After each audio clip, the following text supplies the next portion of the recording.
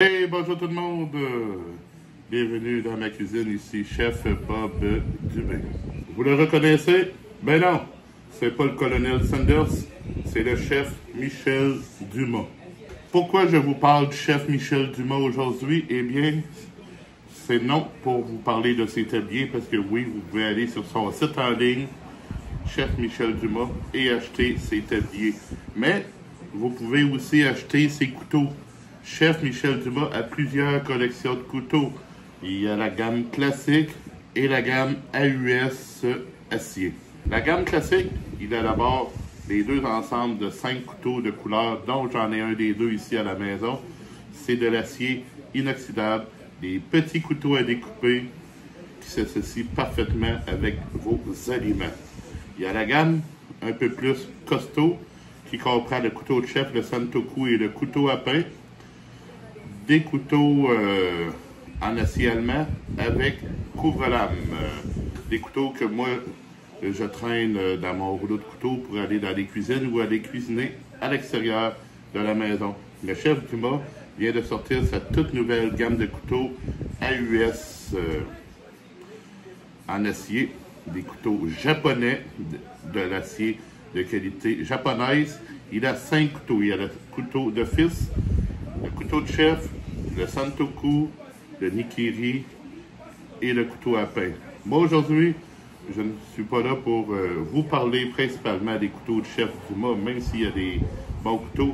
Et comme que c'est un Québécois depuis une quarantaine d'années, c'est quand même important de l'encourager. Mais je veux vous parler avant tout du couteau à pain. Couteau assis, couteau dentelé, appelez-le comme vous voulez. Ce couteau-ci est quand même parfaitement équilibré, comme vous voyez, comme tous les couteaux de la gamme AUS acier japonais du chef Dumas. Le couteau à pain ne sert pas uniquement pour le pain. Oui, vous pouvez couper vos gâteaux avec, vous pouvez couper vos tartes, vos pains de viande, parce qu'un pain de viande, c'est un pain. Vous pouvez tout faire ça avec le couteau à pain, mais vous pouvez également faire des choses dures ainsi que des choses fragiles. Parlant de fragile, je vous ai fait une vidéo avec des œufs mimosa. J'ai utilisé le couteau à pain.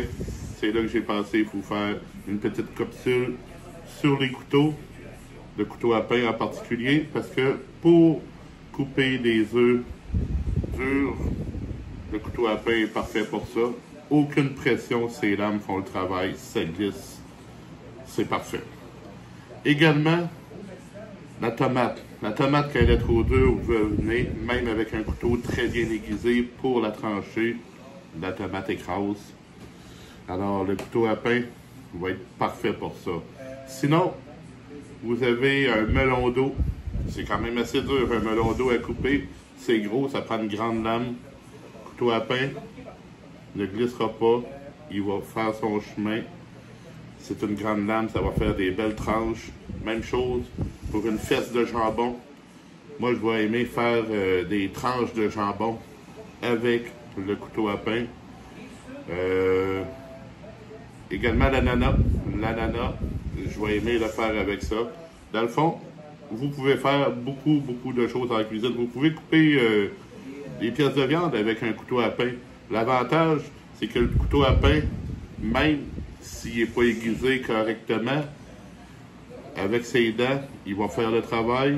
Il va aller sur à peu près n'importe quelle surface que vous voulez travailler avec un couteau. Puis, ça a besoin de très peu d'entretien. C'est rare qu'on aiguise un couteau à pain. D'ailleurs, moi, j'en ai quelques-uns. J'ai celui-ci. J'ai l'autre de la collection, de l'autre collection du chef Dumas. J'en ai un aussi dans mon ensemble de couteaux dans l'auto. Puis, j'ai jamais aiguisé ça. Puis, je pense pas vraiment avoir besoin de les aiguiser de sitôt. Ça n'use pas. La seule chose, ne mettez surtout pas ces couteaux-là au lave-vaisselle. Vous les lavez à la main, à l'eau tiède, avec une petite éponge. Vous les essuyez immédiatement et vous les rangez soit sur une barre de couteau comme que j'ai ici sur le mur, ou encore dans une gaine de couteau. Comme lui n'a pas de gaine de couteau, vous pouvez soit les mettre sur un bloc couteau, comme j'ai sur le dessus du frigidaire pour quelques-uns de mes couteaux. Sinon, il se vend des compartiments pour mettre dans le fond des tiroirs avec chacun des emplacements pour chaque couteau que vous avez et ça reste sécuritaire.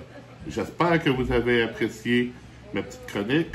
Je vais vous faire d'autres présentations de matériel aujourd'hui. C'était le couteau de chef. Je vais vous présenter d'autres choses et ensemble, on va avoir du plaisir. Salut!